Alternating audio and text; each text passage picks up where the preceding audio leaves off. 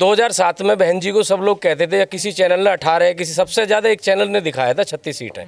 उसके बाद आप बताइए किस चैनल ने दिखाया था, सरकार बनी पूर्ण बहुमत से सरकार बनी। तो यही अब के होना है।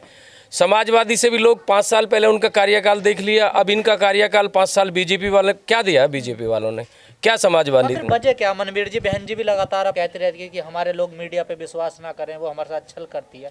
मीडिया ऐसा क्यों करती है? अक्सर मीडिया उनको तवज्जो देती नहीं है और इन पार्टियों को दिखाती है। मीडिया कहीं ना कहीं उन लोगों को दिखाना चाहती है और बीएसपी को पीछे छोड़ना चाहती है। ये दिखाती है कि बीएसपी कहीं नहीं।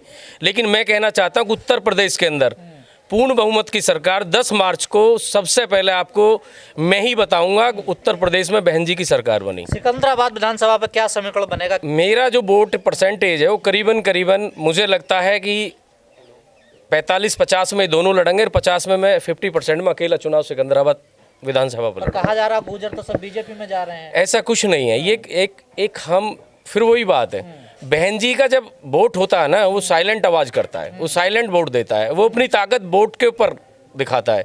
वो आवाज में नहीं दिखाता, शोर मचा कर नहीं दिखाता, वो अपनी वोट से ताकत देता है और वोट से आवाज करता है। लेकिन सर एक बात समझ में नहीं आ रहा, हर कोई टक्कर सपा की दिखा रहे हैं, बीजेपी से है। जी। लेकिन अगर वोट परसेंट देखा जाए 2017 चुनाव का, वो तो बीएसपी का ज्यादा 23% कुछ और 22% कुछ। तो बीएसपी की टक्कर क्यों नहीं दिखा रहे फिर लोग? अब ये तो मीडिया से सवाल करें आप, मुझसे ना करके। मैं जा रहा हूँ, मैं गिराने हर गांव के अंदर घर घर जाता हूँ, लोगों से आशीर्वाद लेता हूँ, लोगों से बात करता हूँ, उनसे बैठ के संवाद करता हूँ। जब मैं लोगों से बात करता हूँ तो उनका एक ही कहना होता है, अब हमारे क्षेत्र के लिए लोगों के लिए हमें जो पहली प्रायोरिटी है हमारी जो बीएसपी है। अगर हमारे क्षेत्र में विकास किया है, और आपने देखा होगा जब बहन जी मुख्यमंत्री थी, टिकैत साहब जब लखनऊ पहुंचे और उनके साथ एक और साथी पहुंचे, तो बहन जी से जब वो मिले तो उन्होंने जाए कि बहन जी ने उनको बुलाया, तो उनको गाड़ी भेजी, बुला के पूछा, टिकैत जी से बात करी।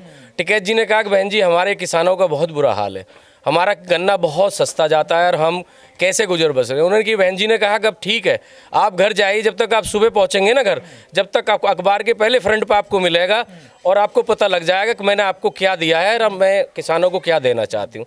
तब वो जब ट्रेन में बैठे ही बैठे थे, जब उन्होंने देखा अखबार बेचने वाला आया और चाय के साथ उसने कहा, तो उन्होंने कहा देखो अखबार बिच रहा है, यहाँ पे उठा के देगी।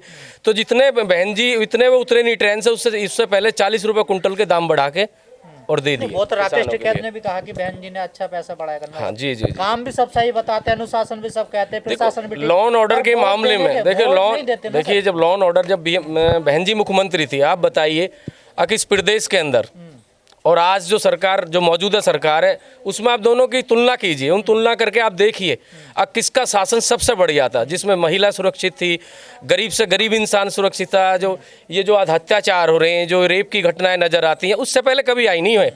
आप देखो जो इस सरकार में आई है, जो पिछली सरकार है, बहन जी की सरकार का आप देखिए उठा के डाटा का, इतनी घटना नहीं है जितनी आज है। मनवीर जी, सपा वाले कह रहे हैं बहन जी तो बीजेपी से मिल गई अंदर ही अंदर। वो देखो एक बात सुनो, कोई भी राजनीति दल है, वो दूसरे को, अपने आप को कौन आदमी बड़ा दिखाएगा? जो सबसे कमजोर होगा, वो रौल मचाएगा, ज़्यादा बमंडर करेगा, बहुत स्पीड दिखाएगा बोलने में, वो दुनिया को ही दिखाएगा कि मुझसे अच्छा कोई इंसान नहीं है, मेरी पार्टी से अच्छी कोई। लेकिन बीएसपी से, बहन जी कुमारी मायावती से बढ़िया कोई हिंदुस्तान के अंदर पार्टी नहीं है। और हमारी पार्टी पूरे हिंदुस्तान में मजबूती के साथ आने वाले समय में चुनाव लड़ेगी और आने वाले समय में बहन जी उत्तर भारत देश की प्रधानमंत्री बनेंगे, ये मैं आपसे वादा कर रहा हूँ। लेकिन सर सपा कह रही है कि इस बार तो हमारी सरकार बनने जा रही है, वहाँ तो मंत्रालय बंटने शुरू हो गए सपा में। तो अब एक बात बताइए, आप खुद समझदार है। 400 प्लस को अखिलेश यादव जी ने खुद कहा है। एक बात बताइए सर, कहने में क्या जाता है? किसी का कहने में किसी का कुछ जाता है? ये जुबान है, कुछ भी इंसान बोल सकता है इससे, लेकिन काम करके बोले तो तब तो लगता है ना पता, अगर भाई हमने काम किया। मंदिर बन रहा है उद्यम इस बार जी, तो उसका असर पड़ेगा वोट। सर एक बात बताइए, लोगों को मैं भी हिंदू धर्म से ताल्लुकात रखता हूँ, मेरे अंदर भी आस्था है, अपने धर्म में पूरी तरीक़ा से आस्था है। लेकिन आप एक बात बताइए, क्या किसी को मंदिर, मस्जिद, गुरुद्वारा, इन चीज़ों से क्या उसका पेट भर सकता है? लोगों को रोजगार चाहिए, लोगों को जो समस्या है, जो उनके साथ जो चीज़ें हैं, उनमें बदलाव होना चाहिए ना। रोजगार चाहिए कह रहे मियाँ साहब टाइट हैं इस सरकार में। मियाँ? हाँ, मियाँ टाइट हैं। नहीं, मियाँ एक बात बताइए, मियाँ क्यों टाइट है? जो गलत नहीं करेगा उसके साथ सरकार करेगी क्या? ऐसा भौकाल बना रखा ना इस सरकार में, मुस्लिम टाइट रहते हैं। सर नहीं, नमाज नहीं पढ़ते सर मुस्लिम, मुझे तो नहीं लगता। अक्सर मुस्लिम जो कहीं किसी भी तरीका से वो किसी से भयभीत है। मुस्लिम अपने तरीका से पूरी मजबूताई के साथ खड़ा है, बीएसपी के साथ खड़ा है। और मुझे लगता है कि लास्ट टाइम में 2 दिन के अंदर अंदर उत्तर प्रदेश का ऐसा बदलाव होगा, आप सोच नहीं पाओगे, और मुस्लिम सीधा सीधा बीएसपी के साथ खड़ा हो जाएगा।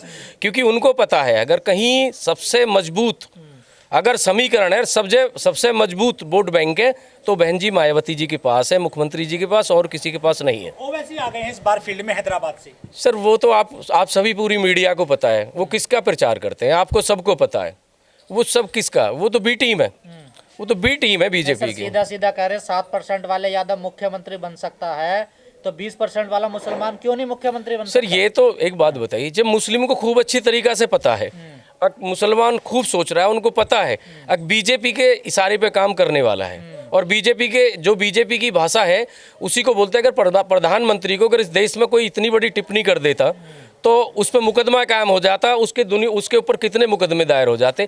लेकिन कोई उर्वशी जी के ऊपर एक मुकदमा कायम हुआ का?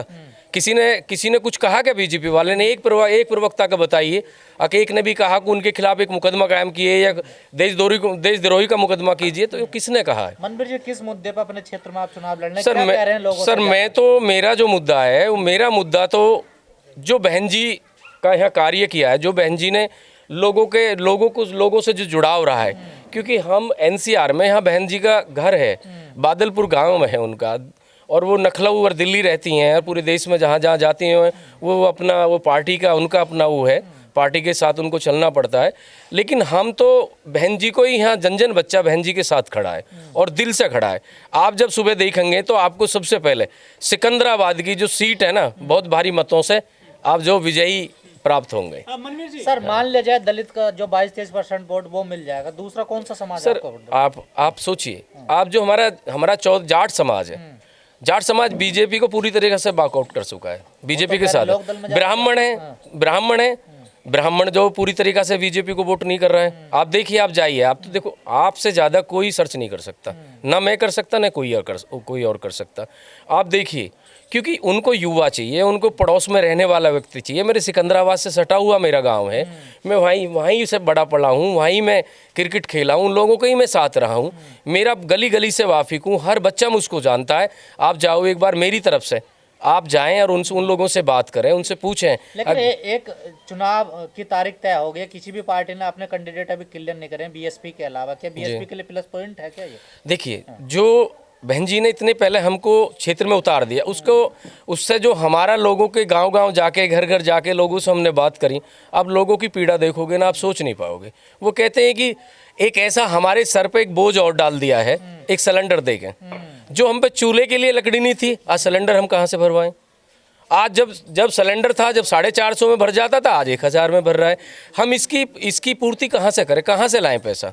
रोजगार है नहीं, काम है नहीं, इंडस्ट्रीज पूरी तरीक़ा से ठप पड़ी है, काम धंधे हैं नहीं, कॉलेजों में जो नौकरी लगी हुई थी उन लोगों की छूट गई, कितना लोग बेरोजगार हुआ। आप एक उन पे ये ध्यान देने की बात है, तो उनको पता है। और गरीब आदमी की सुनने वाला इस देश में सिर्फ एक पार्टी है जो गरीब के हित की बात करती है, वो है बीएसपी पार्टी, और कोई पार्टी नहीं है। सब सिर्फ अपना अपना पेट भरने वाली पार्टी है। ये पार्टी खालिस लोगों के लिए काम करती है, ये सब लोगों के लिए। हर कोई तो चुनाव हिंदू मुस्लिम मंदिर मस्जिद पे लड़ रहा है, आप लोग संविधान की बात करते, कानून की बात करते, कैसे वोट देगा? सर एक बात बताइए, आप सबको पता है कि बिगर संविधान के अगर देश चल रहा हो, देश के प्रधानमंत्री भी संविधान के कह के बात करके चलते हैं। आप बताइए, मुख्यमंत्री है कोई भी, वो भी संविधान की बात कह के चलते हैं। हम क्यों करें सर? हमें तो ये इस दूरी को क्यों बढ़ाएं? एक बात बताइए, आज मैं आपसे बात कर रहा हूँ, आपका मैंने धर्म नहीं पूछा ना मैंने आपकी जाति पूछी है क्या? नहीं पूछी मैंने। आपने नहीं सर, आप मुद्दे की बात कर रहे हैं, मैं मुद्दे की आपसे बात कर रहा हूँ। हम क्यों पूछें?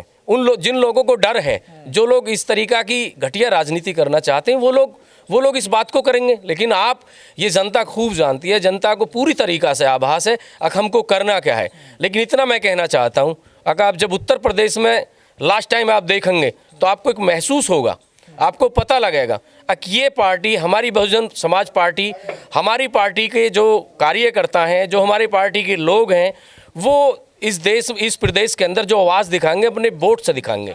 और आपको पता लगेगा, अब जब 2007 की तरह और हमारी सरकार जब आएगी, 10 मार्च को वोट खुलेंगी, तो सबसे पहले हमारी इतने बढ़त के साथ हमारी पार्टी आगे चलेगी, आप कहेंगे वाकई में एक चमत्कार हुआ है। मनवीर जी, लोग कहते हैं कि जो बहन जी है ना आम आदमी से आसानी से नहीं मिलती हैं। ये सब एक सब अफवाह है। ये एक संदेश बहन जी के खिलाफ। यही बड़े लोग जो इस देश के अंदर बड़ी राजनीति को अपने आपे को बड़ी राजनीति का कद्दावर बताते हैं, यही लोग हैं, ऐसे ही लोग हैं ऐसे ही लोग जो ना बहन जी को कमज़ोर करने की, लेकिन बहन जी कभी कमज़ोर हो नहीं सकती। इस देश के अंदर बहन जी का आने वाला समय और अब 10 मार्च के बाद में आपको लगेगा कि बहन जी इस देश के अंदर कितनी मजबूत है और कितना इस देश के अंदर बहन जी को बिल्कुल लोगों से कितना प्यार मिलेगा, आप देखना। सब लोग कहते हैं कि बहन जी टिकट बेच देती हैं चुनाव में। ऐसा कुछ नहीं है। ये लोग, एक बात बताइए, आपने कितने पैसे आप मैंने एक पैसा नहीं दिया। बहन जी ने मुझे खाना खिलाया, बहन जी ने मुझे चाय पिलाई, बहन जी ने मुझसे बैठ कर संवाद किया, बहन जी ने मुझसे बात की। आप एक बात बताइए, एक घर चलाने के लिए पैसे की आवश्यकता है ना, बिगर पैसे के घर चल जाएगा। आप ये देखिए कि बीजेपी के अंदर आप कैसे कह सकते हो पैसा नहीं चल रहा। आप हम लोगों से सुनते हैं, हमें पता है वो उस सीट पे इतने का 15 करोड़ का टिकट है, उस सीट पे 10 करोड़ का टिकट है। आप ये बताइए, इन लोगों के लिए क्यों नहीं कहते? आप इन लोगों से सवाल क्यों नहीं करते? आप भी डरते हैं ना, आप भी डरते हैं, मीडिया भी डरती है। मैं क्या कहता हूँ, आप मीडिया भी डरती है, मीडिया को पता है। आप इनकी बात करोगे, इनकी बुराई करोगे तो आपका चैनल बंद कर दिया जाएगा। नहीं, आप बताइए, बहन जी के जो आज जितने कार्य हो रहे हैं, गंगा एक्सप्रेस से लेकर ताज एक्सप्रेस से लेकर, किसने दिया? बहन जी ने दिया ना। किसने दिया? इतनी यूनिवर्सिटी दी है, इतना एजुकेशन से सिस्टम को जोड़ा, किसने किया है? वो बहन जी ने किया ना। आपने मंदिर नहीं बनाया ना, ये गलती। एक बात बताइए, एक बात बताइए, अब एक आप बात बताइए ना। हम अपने धर्म से आस्था रखते हैं और बहन जी भी आस्था रखती हैं। अगर कोई लोगों के तो घर में मंदिर है सर, किसके मंदिर घर में नहीं है? सबके पास मंदिर है।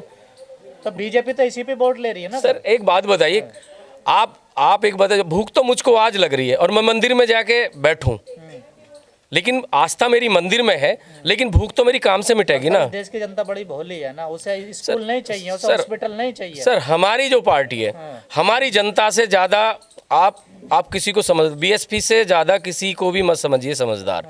अब की बार वोट से चोट इतनी तगड़ी होगी, अब पूरे प्रदेश के अंदर जब 10 मार्च को खुलेगा ना, तो इस बहन जी प्रदेश के मुख्यमंत्री बनेंगी, आप सोचना।